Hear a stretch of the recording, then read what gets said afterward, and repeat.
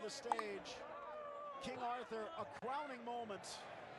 Now, fortunate to take part in this tournament in some ways, it must be said, after his altercations with his car and some driving situations where he was allowed to be let go, but that's all forgotten now. There might be 50,000 people willing to buy him a Ferrari tomorrow. That Argentina, perhaps, as well as they played tonight, just didn't respond the way a lot of people thought they would.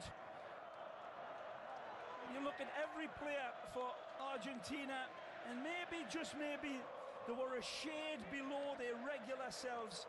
They still produced some wonderful. How much did the exit of Di Maria cause, which was probably their best player out there up to that point? Especially considering we went to extra time. Yeah. We saw Lavezzi cramping up, but there were no more substitutes that could be used. Sure. Well, the walking one did like a mash unit in the end, but these scenes here, all of that is just gossip now. They are the champions of South America, and it's been a long time coming. These two teams, they're golden generations. Pizarro looks on, and remember when he stepped into the breach, how magnificent he was. It was a complete nut. That's his Sampaoli. There he is at the back finally, always standing in the shadows of his team. Literally. Inspiration. In fact, mentioned Diego Simeone, who was supposed to come in and take over U Chile, but at the last moment, a month before the season started, said no. They're scrambling around trying to find someone, and they get Jorge Sampaoli. They're willing to offer him all the incentives, except perhaps the salary that Simeone wanted.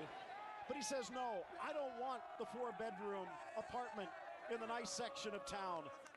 Get me something right next to the training ground. So a little 1-bedroom apartment with 2 giant screens that he could watch the game tape on. That's how in-depth and in tune he is with his team. Well, he had his team really prepared emotionally. As I said in the preview, the battle-hardened atmosphere that they endured against Uruguay and Peru set them up for this game against the World Cup finalists. And they were ready, and they showed their stuff when the sun was shining, and as the sun dropped over. Federation, founded in 1895, the first Copa America in 1916. They've hosted it 6 times coming in. They have never been able to call themselves champions. But now, the captain, Claudio Bravo, over to the left, awaiting. He helped Barcelona with so many of their trophies this season, and now one for his homeland. The 32-year-old, the all-time caps leader, he'll never have to play another game to be a hero of all time. The captain of Chile, the champions are Chile in Copa America 2015.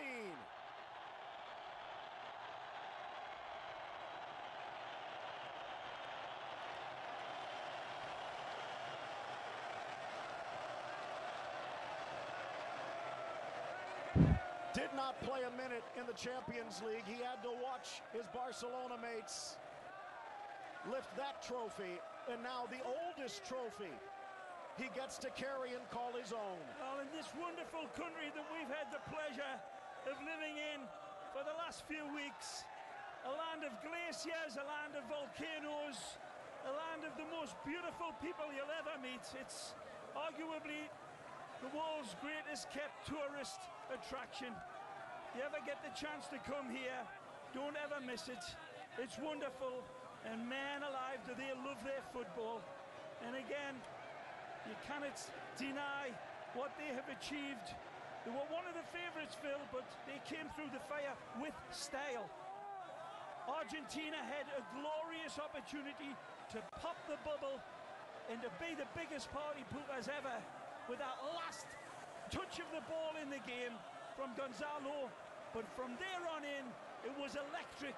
And Alexis Sanchez and Sampaoli go disco. Smiles for La Roja. Champions are Chile.